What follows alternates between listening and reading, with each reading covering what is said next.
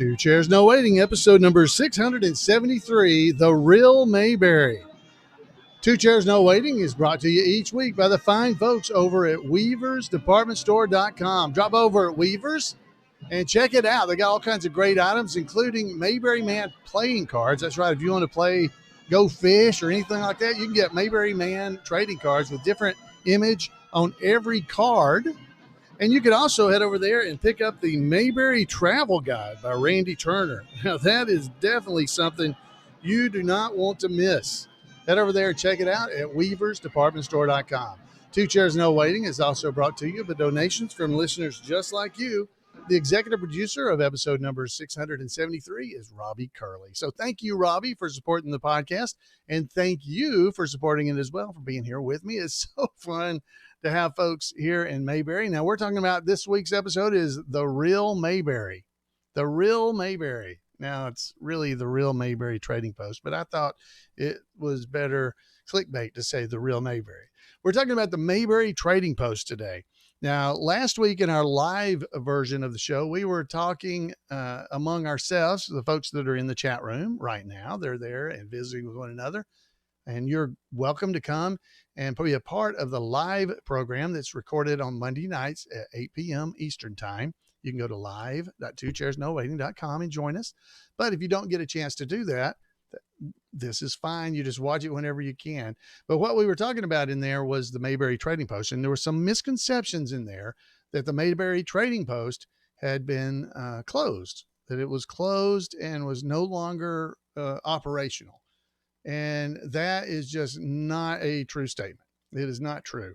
So the Mayberry Trading Post is still open and running. And well, we have this guy some of you may have heard of before that actually went out and got some of this information. So we're going to hear this week, we're going to be hearing from him, and you'll see who he is in a second. And we're going to be having a great interview with Phil Barnard. And Phil you're going to really enjoy it. All about the Mayberry Trading Post. We're going to be discussing it. And then we're going to hear from from Returning to Mayberry. We're going to hear that segment with SpiritWalker at the end. So this is going to be a long episode. So I'm going to quit talking and send you over to, wow, our roving reporter, Randy Turner, is driving back by. So let's hear from Randy. Greetings, Mayberry fans. Hey, when Alan told me he was going to be doing a podcast segment about the Mayberry Trading Post, I asked if I could take a little break from my sabbatical and just put in a little good word for that great establishment that if you're a Mayberry fan, you really need to go visit. You know, when I first heard about Mayberry, Virginia, I didn't even really know if it existed. Years ago, there wasn't that much information on the internet about it. I had trouble finding it, at least. And one of the confirmations I ever got initially was Alan talking about it on the podcast. And at that time, I called and left a voicemail for Alan. This is before I ever met Floyd, and suggested this would be a good topic for a segment. I'm glad to see that after 7-8 years, he finally agreed with me and decided to do it. You know, Mount Airy is awesome, but if you're a fan of the Andy Griffith Show, you really owe it to yourself to take a short drive up the beautiful Blue Ridge Parkway and visit the Mayberry Trading Post. It's really a step back in the past. It's a type of old story you don't really see anymore. And if you're a fan, why would you not want to visit the community that gave its name to the town that we all love so much?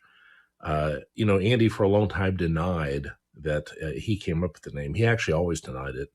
And he said he didn't know if Sheldon Leonard came up with it or Artie Stander, who wrote the episode. He said different things at different times.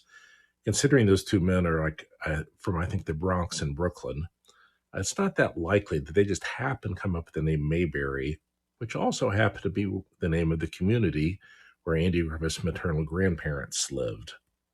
And add to that Betty Lynn, when she first moved to Mount Airy, made it a point to go up to the Trading Post to visit because she said that Andy told her that that was the real Mayberry. I think people are pretty sure that is in fact where the name came from. But, you know, really the reason to go up there is we want to keep the Trading Post active and alive, and always you should support a small business anyway, be it Liberty Grove Press, be it Weaver's Department Store, and certainly be at the Mayberry Trading Post.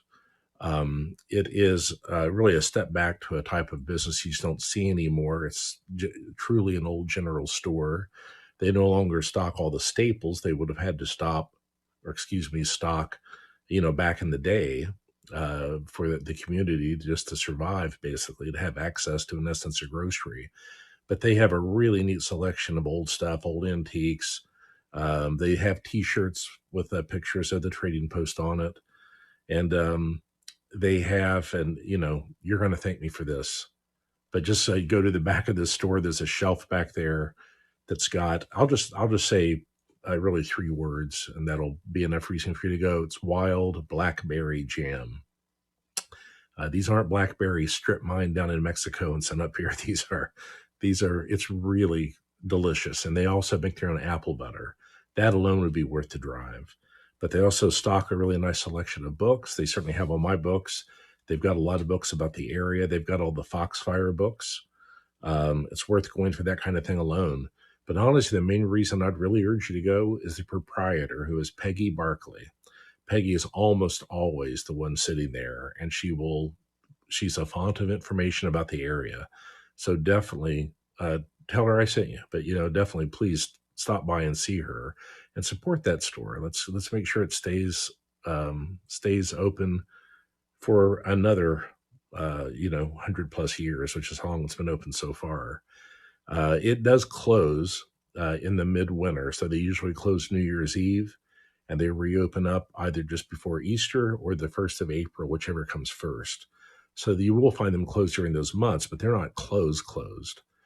Peggy is the proprietor. She owns all the inventory. She does not own the building, and the building has been put up for sale. So it could be sold, the new owner not allow her to manage the store there. But even being sold doesn't mean for sure that would happen. And let's hope that doesn't happen. Heaven forbid the store closes. But even if it did, it'd be worth the drive up there just to see that. And there are other areas up there. Meadows of Dan, which is technically the mailing address now for the Trading Post, is a nice little community with a lot of good stores, some good restaurants. But do yourself a favor. When the next time you're in Mount Airy or just in the area, drive up the Parkway and stop in at the Mayberry Trading Post and support Peggy. And let's keep that business alive and thriving. All right, guys, take care. Bye-bye. All right. So it's great to have Randy drop back by and give us some information. And that basically all occurred because last week, as I said, during the live part of the show, we were talking and somebody had said the Trading Post had closed. Well, Randy did some research and was able to go out there and find that it had not closed. And he did mention, that he had sent a voicemail, many years ago. And I did try to find that voicemail, and I'm hoping I can find it and maybe play it next week for you guys. But thanks, Randy, for doing that. Now, all of this spurred me to do some research into the Mayberry Trading Post. If you guys have never been there, it's up on the Blue Ridge Parkway, and it's close to Mount Airy. So if you're in the Mount Airy area, you can go up there and check out the Trading Post. It's a lot of fun. It's a good trip. Now, obviously, you might want to wait until it's open in the spring. But that encouraged me to reach out to Phil Barnard, who, he actually grew up there. So we're going to head over now and hear the interview I did with Phil. And I know you're going to enjoy it. Now, this is all, just watch for all the different Mayberry connections, because Mayberry Trading Post, I think there's probably a connection there, as Randy mentioned. So let's head over and hear from Phil and his thoughts. All right, man. Phil, it is so great to have you here on the podcast and to be able to talk about the Mayberry Trading Post. I mean, I didn't know anything about it until the first year I went to Mayberry Days, and I heard about the Mayberry Trading Post. So it was the second year. So that would have been the first year I did Floyd, actually, was 1994. That was the first time I ever went and visited the Trading Post. I went up on the Blue Ridge Parkway, me and Jan, and we drove, and as we're driving down through the road there, the parkway, you cross the Mayberry Creek right there. And I had to stop, and we jumped out of the car and ran over to the signs for the Mayberry Creek and got our picture made. I mean, just huge fan that I am. I had to do that. And then just right down the road, you turn, and there, the Trading Post is like, I don't know, 100 yards off of the parkway with its back turned to the parkway. You can't even see the front of it. And So now you, on the other hand, spent time there. I mean, like real time, and visited there over the many years. So tell us a little bit about it. Sure thing, Alan. Again, thank you so much for just asking me to be here and share part of my story. Growing up around there, I didn't actually live there. My grandparents, my father's parents, were raised and lived up there and raised all their kids right off the Parkway.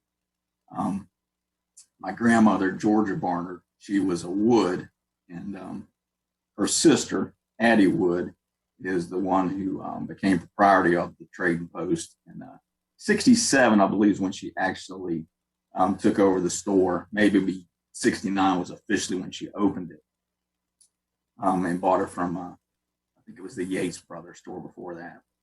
It was known by many names over the years, but the very first name was the Mayberry store, back in 1872, I believe was the year. And it changed names as it changed owners a few times over the years, but eventually it went back to the Mayberry Trading Post. But yeah, my grandparents lived maybe 2-3 miles from the store itself. And we visited often as a kid growing up. I mean, we didn't take many vacations. It was just visiting family. So that was our getaway, was going up on the mountains there and visiting with friends and relatives, and especially my grandparents. But yeah, that was a big treat, was just going down the store. There was not much at all to do up there, as there's not much that there today, but you can imagine 50 years ago, there really wasn't anything but going to the store. So that was the big treat, was going down to, and that's all we called it, was Addie's store. It was Aunt Addie, as we knew her. And that was our connection to it. Never really took time to think about the Mayberry connection, even though I grew up loving and watching the Andy Griffith Show. I just always kind of figured, well, Mayberry, it was a connection, but never thought about him getting the name from that. Which, even Andy kind of never would say that's where he took the name from, but kind of stands to reason that's where, he took the name. Right. Yeah. I mean, was it back when you were young? Was it basically the same as it is in modern? Hasn't changed a bit. Hasn't changed. Was never a whole lot to it other than just some grocery items and canned goods. A lot of canned goods. They made homemade apple butter and molasses there on site, and they still do to some point. Not as much as they used to in the past, but not much at all has changed about the store. And not one bit, and that's the way they prefer it. Yeah. Now, if people have never been there, it's a old country store. Like if you've ever been to any location that has an old country store, like a real old country store, it's basically it's longer than it is wide. So when you come in, there's probably 3 different aisles that you can go down, and the front desk, or the counter, I guess, is over to the left. And when you go in there, I mean, there's just all kinds of stuff in there. I remember the first time I went in '94, there was an older man and an older lady running the place. I didn't know them, but the older guy was in kind of the back part of the store behind the counter, over there on the left, and he had like these big long bars of lye soap. Is what he had. And he was just taking a knife, and he would cut a piece off, and he would put it in a Ziploc bag, and then he would write 75 cents on it, and he set it down. Then he'd cut another piece, and he'd put it in there, and he'd write 60 cents and put it down. He wasn't weighing them or anything. He was just eyeballing them and setting them down, and people could buy them or not. It was like, I was like, man, it was so neat. That would have been Coy Lee and his wife Dale, and they worked there at the store with my Aunt Addie, and they lived together. They lived one house down from my grandmother on the same road, and they worked there at the store. Addie passed away in '04, and Dale's still with us. She's in a nursing home not far from Mount Airy, and Coy Lee passed, but that's who that was. That was so neat to me, because it was like stepping back into what you used to see on the Waltons or something. Is kind of what it was like to me. I realize we're talking Andy Griffith Show, but it was that kind of a time frame is what that building reminded me of. and the kind of store it was, because they just had random things in there. A lot of crafts, a lot of things that were homemade, quilts and doilies and the Annie dolls, the little dolls, Andy and Right. Andy. Coy Lee made a lot of those things. And I think he was quoted as saying one time, he was still trying to invent something that nobody would buy. And he had yet to do that. He's like P.T. Barnum. Yeah, he could. Exactly. Somebody buy anything. Yeah.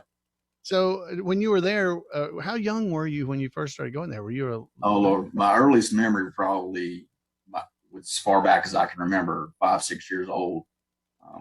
We were always going there. Well, like I said, my dad especially, was raised right there. So that was his roots. And there were 12 kids in his family. And I have one uncle left out of the 12, and he lives right down from where the store is today. And that's my Uncle Frank. He's still, doing well and can tell you a lot of stories about growing up there. But it's always been going home, even though I wasn't raised there. My parents were, and that's where my kin were. So that's always been going home to me when we go up there. And when, it was the podcast, of course, that finally got me to Mayberry days. 2009, my first year. And just intermingling the two was just the greatest. And I'm like, and then, the Mayberry Man movie came out and they featured the store in it. And I'm like, how cool is this? Surreal that those two intertwine like. Oh yeah. Yeah. It was, I enjoyed it. Like, I grew up, my parents actually owned a department store growing up. And so I remember as a little kid being in the store, because it was my grandparents and my parents. And I would play in the store because I had to be there because they worked at the store. And so I would be, crawling under the countertops and just playing. Did you play at the store? Did y'all? I don't they think made y'all stay outside.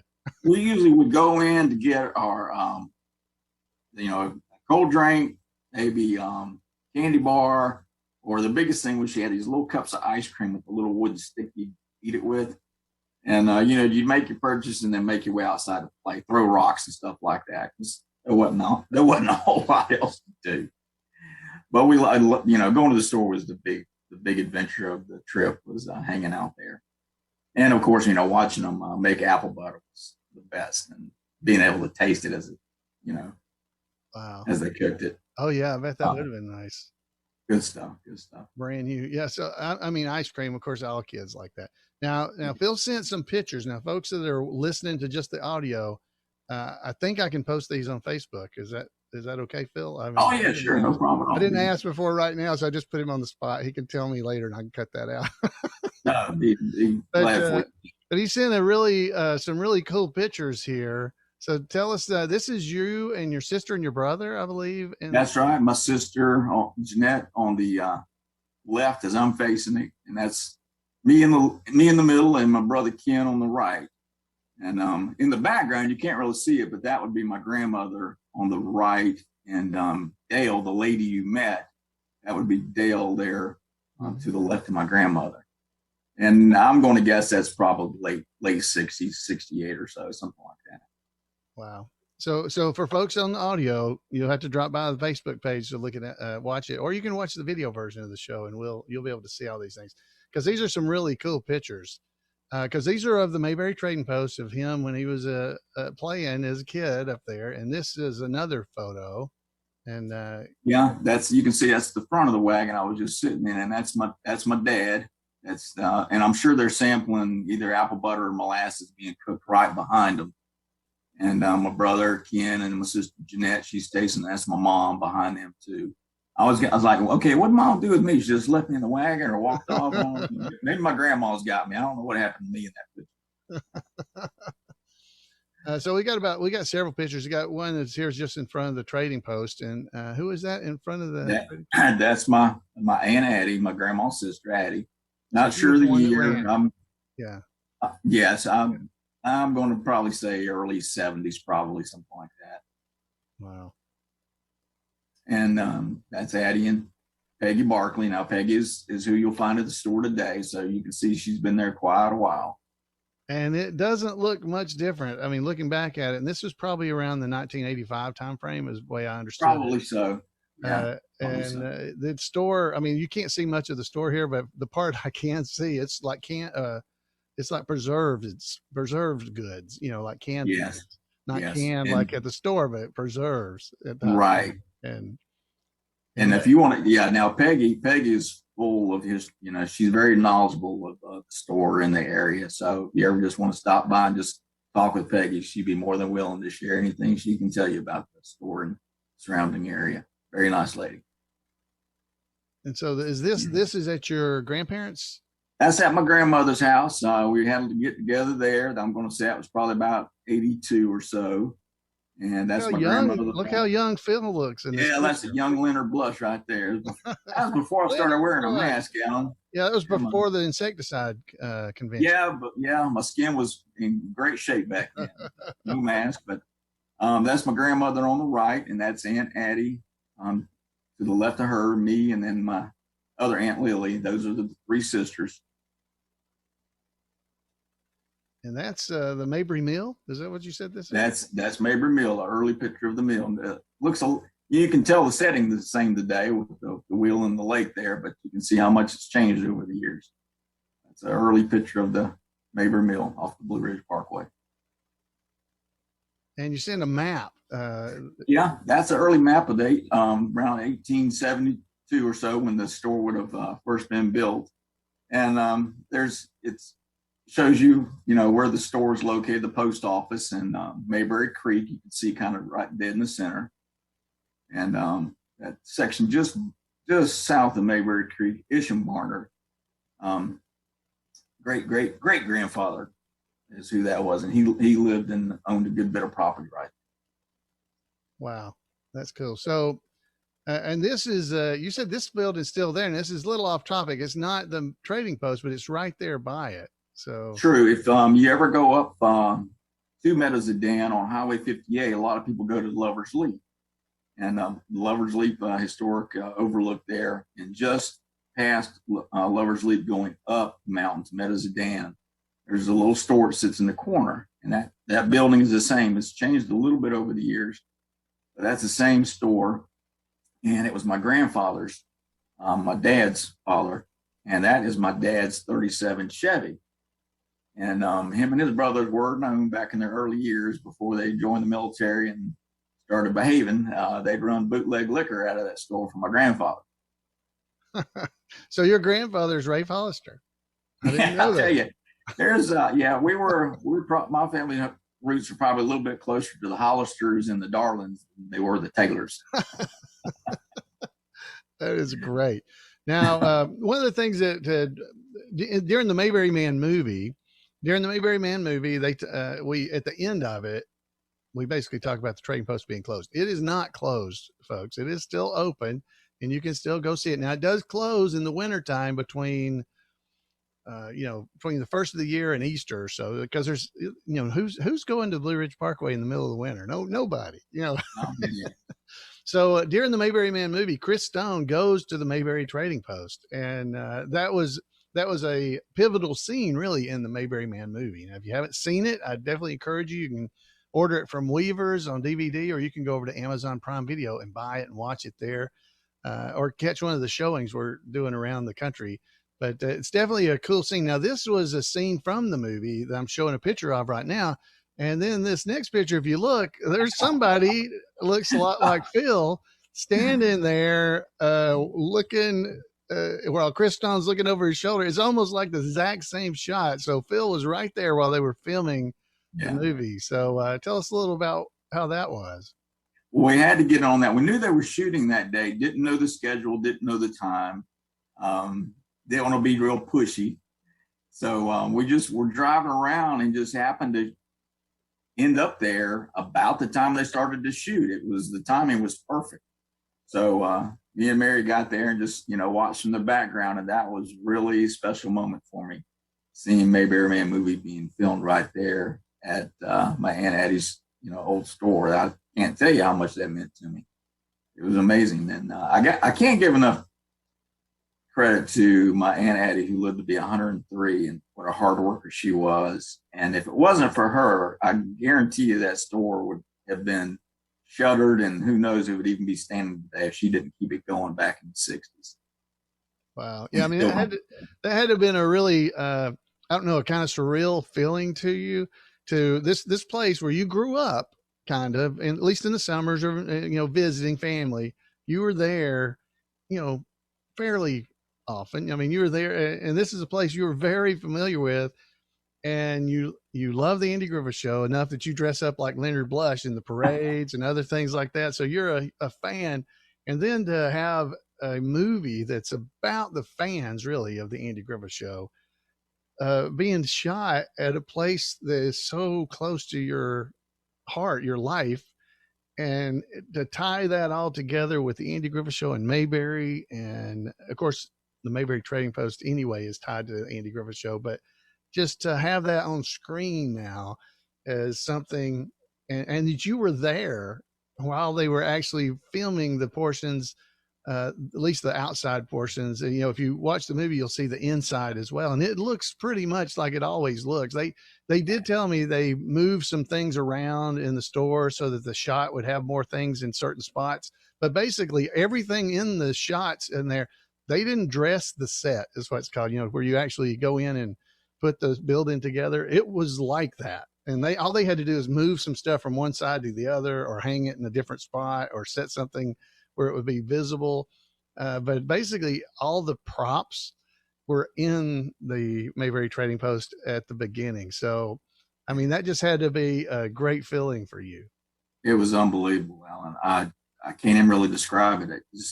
Like I said, just the timing that we happened to get there in time to see it being filmed, I was speechless. I could not believe what I was, that this little store that meant such a huge part of me growing up, and still does today, was part of an actual movie about my favorite television show.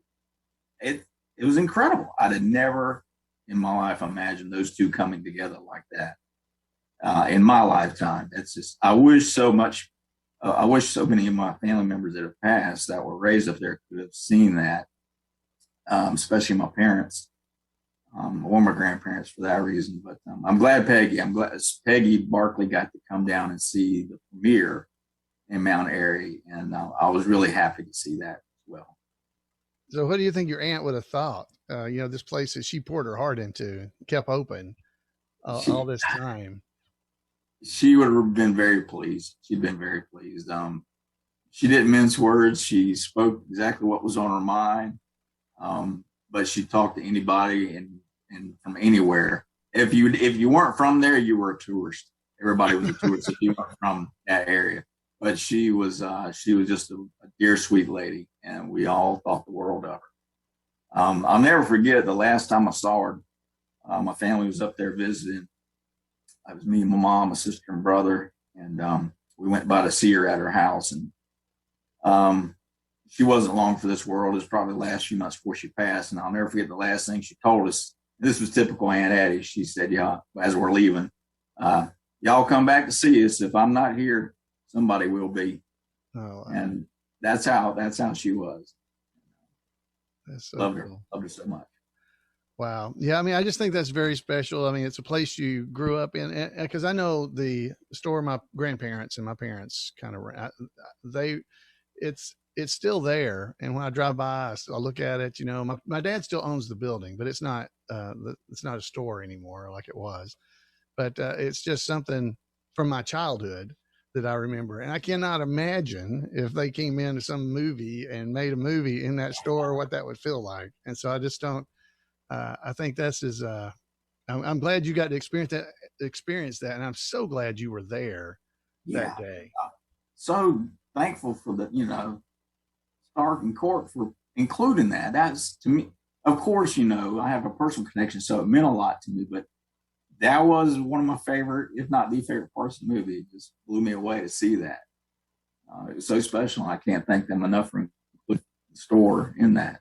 Well, that is a very powerful part of the movie when Chris Stone goes in there and actually sees, he goes in, if you haven't seen it, you got to go see this. I'm not going to give away too much here, but he goes in and actually sees well, when he gets there, there's nobody there. It's like dark inside. There's no lights on or anything. It's just dark, and the door's open. And he goes in. He starts looking around. There's nobody there. He even looks over the counter, and there's nobody on the other side. He looks, and then all of a sudden, this guy's just there. It's like, and so the movie purposely leaves you not being sure who that fella was. And I just think it's a very powerful part of the movie. And the things that the actor's name's Gary Nation is his name. And the things his character gets to deliver, the lines he gets to deliver about Mayberry being a place that's it's in your heart. It's part of your heart. Those lines he gets to deliver are so powerful, and it changes Chris Stone. So it's that whole location is, I don't know. It was just a great part of the movie, and man, that is so cool. Now we haven't even talked about some of the things like the Trading Post. Now, before your time, obviously, was also the post office in Mayberry, because they called that area. I did some research trying to make sure I knew what I was talking about on some of this, but the area was called Mayberry, and so they had a post office there. And now some of the post office folks, your last name is Barnard in the area, is what you told me. They pronounce it that way. And the first postmaster there, it was, well, you tell his name because I'm sure I'll say it. Yeah, right. John Jehu Barnard was the first postmaster, and and I had to do research on this myself because there's so many Barnards up there. But he was the nephew of my great grandfather. Now his name's Charles Barnard. That's not the same Charles you see that below as the second postmaster. But the first postmaster was the nephew of my great grandfather. Wow. So the little trading post there was also the post office for the area. I mean, well, it was the post office there. And some of the research I did said there was about 200 people that got their mail from there for the years that it ran. And I think, I can't remember how many years it ran till 1922. 1922. Yeah. And it was the post office there. And eventually they moved basically the postal services to Meadows of Dan, if I understand right. And it was known, that was the name of the community, Mayberry. And I found a road map from I think 48, and Mayberry is still on that road map. If you pull out the map and you're looking at all the little towns, you'll see Mayberry listed on it. So it was still known as Mayberry up until at least around 1950 or so. Yeah. And people still call it that live there. They might still say over Mayberry, but it's not, legally known that today, I suppose you'd say. Yeah, and if you go in the back, I guess they still let you go back there. You can go in the very back of the store. If you go down the main aisle when you come in the front door and just walk, keep walking, you'll go into this little bitty tiny closet back room, and you'll see the little wooden slots for people to have their mail in. It's still got their names on them and everything, and it tells you, whose mail would have been in those slots and stuff, because that was where the post office was run from back there. Right. And those are the names that were last on those boxes. Yeah. When it closed. I just think that is so cool. Because that was when I went the very first time, I went back there because I wanted to see all this stuff. It just amazes me, but it's so neat because it's a historical thing. And you can, like I said, you can just walk back there and you can look at you can see the names and everything that are on the boxes. You can read it, and it tells you the postmaster was John Barnard, and it tells you the different postmasters and what years they ran the place and everything back there. So did y'all play post office back there? I didn't know. I still to this day wander back there like it's the first time I've ever seen it. Just like you said, amazes me too. If we run Long Island, you can cut this stuff out, of course, but there you go. Great book. Small little book with a lot of information in it. Well, it's called This Old Store, and it's by Aaron Mick Alexander, I think. So. Right, and he's a native of Patrick County. He's got a house right near there. He's a retired physics teacher, if I'm not mistaken. I got to tell you how, and I made a connection with him. If you look on the back of that book, mm-hmm. You see that little bridge he uses as his logo? Yeah. Okay, you know what that bridge is? That bridge is that's Mayberry Creek. Oh, that's Mayberry Creek. That's underneath. That's underneath. So that's underneath. So I'm trying to find my great grandfather's grave one day, and I'm down there and I see that bridge, and I'm like, I know that bridge. What do I? And it clicked. I'm like, that's on the back of the book. And so his email was on there. Mm-hmm. So I emailed him and told him who I was and everything on my kin. And we've had great exchanges through emails. He knew my grandfather, and he told me he told me how to find my great grandfather's grave. Wow. He was just a wealth of information. So this book, I think I bought it at the Trading Post. Is where I think I bought it. At the Trading Post, yeah. So if you're at the Trading Post, you can pick up a book all about the Trading Post. Also, Randy Turner's book has got some good stuff in there about it as well. And there's another book I had. I don't know that it doesn't really have too much in there, but it's called Remembering Old Mayberry, and it's got the Mayberry Trading Post on the cover as well. So I'll promote one more little one. I don't know if they may still have copies of these. Let me see. Can you see it? Okay, there we go. Mayberry, that was written by my Aunt Addie, who ran the store. And it's just a thin little book, a lot of little neat history of the area. So we've always heard, and I don't know if you've heard, but the Andy's family, his mother's family, was from up in that area. That's what I've always heard. Is that? Yeah, I think it was directly his mother's family, the nuns, were from that area, and they visited up there often. So that was always the reason. I mean, it had to have been named after that area. It had to. I read MeTV put out a great article last year about the name Mayberry and the Andy Griffith Show, and talked about that, and said that Andy and Barney were on the Larry King Show in 2003. And Larry directly asked him, did you come up with the Mayberry name? Andy immediately said, no, it was a writer. I can't remember the writer's name that came up with it. But, Andy was kind of, he was a little funny that way about, remember at first he didn't really give credit to it being about Mount Airy. And so, but of course, that's where the name came from. I mean, it stands, as Andy always said, it stands to reason. Mm-hmm.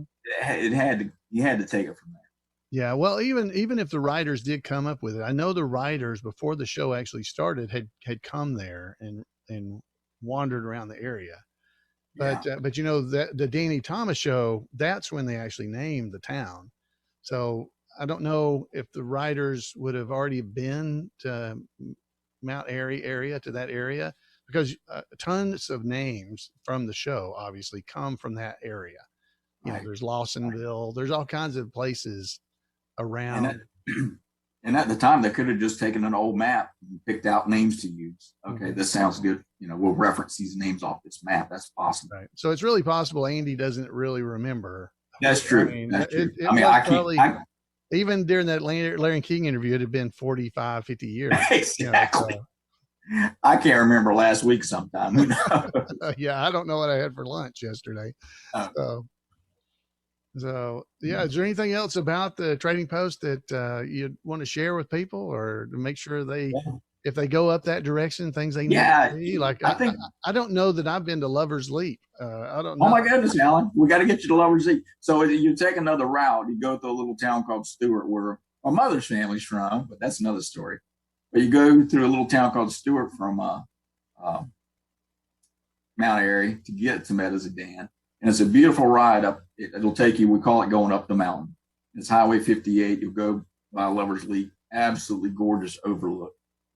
And before you know it, you're in Meadows of Dan. Not that much farther out. Well, it is possible that I have been there and didn't know it was called Lover's Leap. That is a possibility, because I did go up that. It's like a winding road over there that goes up. There's a great overlook over there. And they use Lover's Leap. They reference it in Andy as well, when Gomer's telling the story of, I can't remember exactly how it goes, and who it says, I didn't know that rock or whatever had a name, Lover's Leap. He said, imagine living all these years, I didn't know that story. Wow. Anyway. But no, I mean, not much else to share other than if you're a fan of Andy and you go to Mayberry Days or Mount Airy or whatever, you got to make time to include a trip up on the hill to the Meadows of Dan area. A a lot of nice history around there, and just a beautiful area itself to visit. Yeah. Well, Phil, man, I just thank you so much, and you and your wife, Miss Ellie, Mary. I'll probably talk about it before I actually introduce the slot here, but if I didn't, Mary dresses up like Miss Ellie during the Mayberry Days Parade. You'll see her. And of course, Phil is Leonard Blush. And he's been doing that. Y'all been doing that for a lot of years now. Yeah, well, I think 16 or 17 was the first year. And actually, I was telling her when I first took her up that, she'd make a pretty good Miss Ellie. And I had no intention. She was like, well, if you do somebody, and I don't know who I'm going to do. I'm going to do somebody that nobody knows what they look like. Well, you did a fine job. You've even got your microphone with you and everything. Yes, sir. I'll probably drive everybody crazy with it. But that's great. We can't say enough good things about the Mayberry family and Mayberry Days. We absolutely love it. And again, all credit goes to you and the podcast for finally getting me to Mayberry Days. I knew about it all those years, and it was always, I'm going next year. And then I finally started listening to the podcast, and like, they're having too much fun. I got to get up there and see what's going on. I was hooked. Well, that is definitely the goal. And I'm so glad at least one person took me up on it. That's awesome. I did. Because there's so much fun to be had just spending time with Mayberry people and just enjoying yourself without, you don't have to worry about what you're doing or that somebody's going to take a picture of it and you're going to be in trouble on the news or something. It's just a great, wholesome fun that you can have just visiting with people. And, if you get to dress up like somebody, if you look like one of the characters and do it, people will appreciate it at Mayberry Days. And, sure do. And they won't look at you like you're completely crazy, at least. The tribute artists are what I'll never forget my first trip up, seeing everybody in character throughout the streets. I'm like, this is insane. I love it. This is just magic. Right. It was just the best. Yeah. Well, Phil, I really do appreciate it. Thank you for taking time to spend just talking about your experience there at the Mayberry Trading Post, which is still open, everybody. So you can still go up there. You just have to wait till it's warm because they don't open during the winter. They're kind of closed during the winter time. So don't be afraid to go up there. And unlike what we actually say in the Mayberry Man movie, it hasn't been abandoned for 10 years. It is still open. It's not just an icon or a monument. You can go there and you can still look around. You can buy things in there, and Peggy will talk to you and visit with you if you come in. And she knows way more than, of course, I do. And knows way more than I do. So she'll be able to tell you stories from that area that we probably don't know. So take time to go up there. It's not far. It's about 18 miles from Mount Airy, something like that, I believe. If you go up and hit the Blue Ridge Parkway and go east from 77, if you go that direction and go up I-77, you can go that way, and you'll see a lot of pretty scenery as you go. And if you keep going about another, I don't know how far it is, but the Mayberry Mill is up there as well. So that's a nice place to go and visit and look around. It's a very pretty area. So it's one of the Mayberry Mill is the most photographed spot on the Blue Ridge Parkway. At least that's what they tell.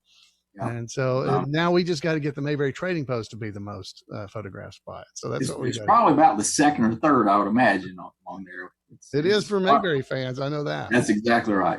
Because Mayberry spells their name wrong. It's Mayberry instead of Mayberry. Yeah, there's a lot of different versions. Sure is. So, all right. Well, thank you, Phil. And I really do appreciate it. And that was great. Thank you. All right. So thanks, Phil Barnard. I really appreciate him taking the time to do that. And thank you as well. This show's a long one this week. So hopefully you're still with me. And you can pause and wait, but we've still got more great stuff coming up because we're fixing to hear from SpiritWalker with Returning to Mayberry. You don't want to miss this. Stick around after the show because we've got some new stuff that's related to this week's episode. So I'll tell you about that after we hear from SpiritWalker. Won't you turn on the Andy Griffith Show? Forget all your cares and woes. Sit back, relax, and laugh with friendly folks you know. Take up your fishing pole. Welcome to Returning to Mayberry with special correspondent SpiritWalker from the Andy Griffith Show, Esquire Club. Hello, Mayberry Spirit Watchers. Welcome to the Esquire Club. As you know, here at the Esquire Club, we are testing the theory that everything returns to Mayberry. That is, we can take something, a person, place, or thing from Mayberry, connect it to something outside of Mayberry, connect that to something else, and continue until something returns to Mayberry. And when that thing returns to Mayberry, we'll take that thing, connect it to something else in Mayberry, and continue the circle ad infinitum. Now, the last thing that we had returning to Mayberry was Jack Nicholson. So we're going to take Jack Nicholson, connect into something else, and see where we go from there. John Joseph Nicholson was born in Neptune City, New Jersey in 1937. Since then, his acting career has spanned more than 50 years with numerous accomplishments. His 12 Academy Award nominations make him the most nominated male actor in the Academy's history. He is only one of 3 male actors to win 3 Academy Awards and one of only 2 actors to be nominated for an Academy Award for acting in films made in every decade from the 1960s to the 2000s. In 1994, he became one of the youngest actors to be awarded the American Film Institute's Lifetime Achievement Award. But before all of that, Nicholson made his first appearance in Mayberry playing Mr. Garland in the 10th episode of Season 7, Opie Finds a Baby. Garland was the father of the baby his wife left on the courthouse steps. If you want to know more of the rest of the story, you need to watch more color episodes. They're good. But that wasn't his only appearance. In the 7th episode of Season 8, Aunt Bee the Juror, Nicholson returned to play accused robber Marvin Jenkins. Hey, do you think he might have been one of the Jenkins boys? Remember Farmer Jenkins? Lived next door to Frankie Flint and her father? Yeah, it's one of those things that make you go, To find out if Nicholson was convicted of robbery or not, you'll have to watch the episode. And you'll see Aunt Bee on the jury. But the person I want to connect to was the actor who played the foreman of the jury, Toll Avery. Taliaferro Ware Avery was born in Fort Worth, Texas in 1915. Not much is known about Avery except that he enlisted as a private in the Army during World War II, and he reached the rank of second lieutenant. He had more than 100 screen appearances afterward. He was in a lot of westerns. And like Barney, he sold real estate on the side, except Avery was successful at it. Oh, and he was at one time president of the California Professional Hypnotists Association. Look at those eyes. You might also remember that Avery appeared in another episode of The Andy Griffith Show as the second actor to play Ben Weaver in Season 4, Episode 21, The Shoplifter. But Avery has a special connection that interests me the most. That is, he appeared in 3 episodes of the 1966 television series Batman.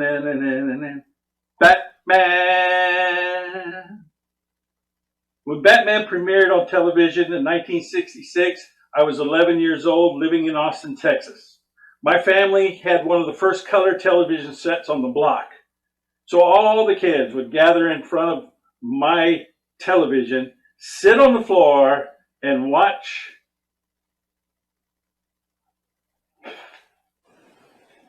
Batman. Batman aired in 2 parts. The first part was a cliffhanger. The second part was the conclusion. It aired the same bat time on the same bat channel. Avery played 2 different roles on Batman. In 2 episodes, he played the wealthy Prescott Belmont, where he fell victim to the Joker. By the way, Nicholson also played the Joker in the 1989 movie Batman, but he played the villain a little differently than Cesar Romero did. Now, right there, I could return to Mayberry because actor Norman Alden appeared in those same episodes of Batman with Toll Avery. You might remember Norman Alden. He played the only Native American character on The Andy Griffith Show. He played Tom Strongbow in the Battle of Mayberry episode in Season 6. See, you really should watch more color episodes. Instead, let's connect to the dynamic duo themselves, Batman and Robin, played by Adam West and Burt Ward. In the Batman conclusion episode, Holy Rat Race, the Caped Crusader and the Boy Wonder chased the villain Falseface through an old abandoned movie studio. However, the studio was hardly abandoned at the time. It was, in fact, the home of Mayberry.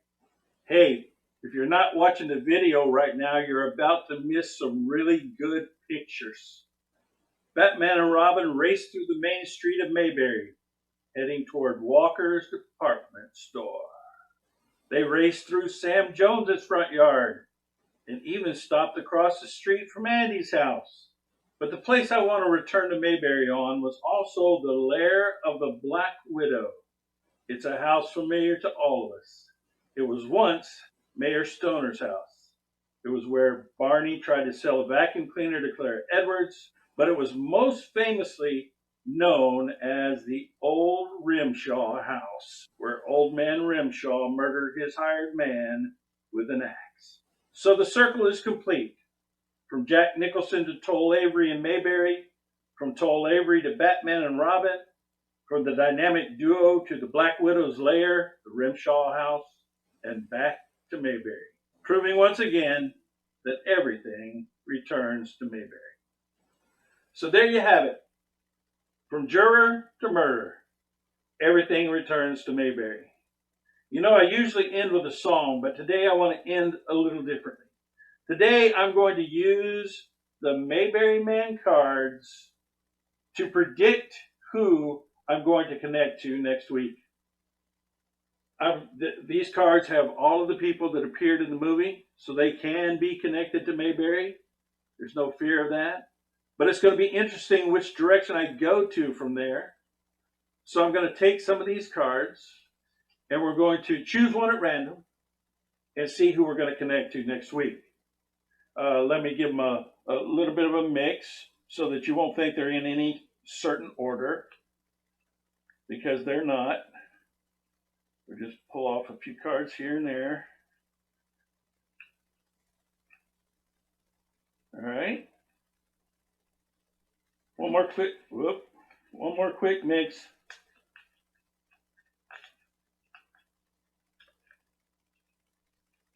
Okay. All right. They should be good and mixed up. Now what I'm going to do is I'm going to riffle through the cards like this. When you say stop, I can hear you.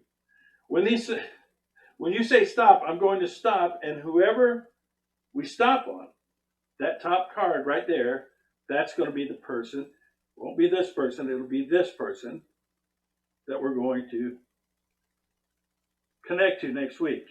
Now, we'll not do that one. I'll tell you what, let's do one more mix of the cards just to make sure they're good and mixed up. All right, are you ready? Say stop as loud as you can. Ready? I heard somebody. I heard you might have been a little early, but I know I heard you. Okay. All right. That's the card. It would have been this person, because that was the card right before it. It would have been that person, but it wasn't. It was this person right here. It would have been this person if I'd have been one more card too many, or this person, or any of these. But no, it was this person. Who was it? It was our very own Alan Newsom. Ladies and gentlemen, tune into the next segment to see how I connect to Alan. We'll see how that works out. Until next time, thanks for being here. I appreciate it. And don't forget to keep spreading that Mayberry spirit. I thank you. Oh, wow. Thank you, SpiritWalker. That was awesome. And I am very excited to see how I tie into Mayberry. This is great. So if you want to check out what SpiritWalker is doing online, he's over on Facebook. If you go to facebook.com/groups/TAGS Esquire Club, TAGS Esquire Club. You'll find him over there, and it's a private group, so you can join in. Folks, this is a long episode, and I know that. I'm sorry. Hopefully, you've enjoyed it, and it hasn't seemed long. It's been great. The Mayberry Trading Post is a very interesting subject, and I really do appreciate all that's done with Phil and with Randy, and going through all the information that they provided in this episode. They did such a great job, and I really do appreciate it. And not only did I appreciate it, but I went in this week, because I'm going to start trying to do this, and created a new t-shirt, which is not just a t-shirt. You can get other things. If you head over to twochairsnowaiting.com and you scroll down the page, if you're on the computer and you scroll down, or if you're on your phone, you can do it too. You'll get to a section there on the right-hand side on the computer that says two chairs, t-shirts, and more. If you click that, it'll take you over to where you can get to a Two Chairs t-shirts and stuff. We've got Two Chairs No Waiting t-shirts. We've got the Mayberry Meetup t-shirt right now that's on there. But this one is just brand new for this episode because it ties in, and it's the Mayberry Trading Post. It's on the front of the t-shirt. It says Mayberry is not just a place, it's a state of mind. So this t-shirt ties in not only to this week's episode, but also goes back to episodes in the past, episode number 670, which was called Mayberry State of Mind. And so these tie together, and I thought this was a fun design to do. And so if you'd like to help support the podcast, you can do it that way, or you can become a patron over on Patreon. Whatever works best for you. I appreciate it no matter what. I figure if you stuck around this long, you'll at least be interested in that. If you're listening to this live, the t-shirt is on sale right now, but there's going to be a sale starting on Wednesday, the 23rd, that'll go through, I think, throughout the weekend. So if you're listening to this or watching the video this week, you should be able to catch it on sale. And if you don't catch it right now, the shirts over on TeePublic, which is where it is, go on sale about once or twice a month. So just be watching, and I'll try to let you know about it. Friends, I cannot thank you enough for sticking it out for this long. Thank you for being here with me in Mayberry. I hope you have enjoyed it. I know I have. It's always fun to just be here and spend time. I'd love to hear from you. You can give me a call at 888-684-8415. Let me know what you thought about the podcast episode. This was definitely a video version. You needed to watch the video. You can also email me at floyd@imayberry.com, and I would love to hear from you. So, folks, until next week, you go out and have a great Mayberry week, and we'll see you next time right here on Two Chairs No Waiting. Good night, everybody.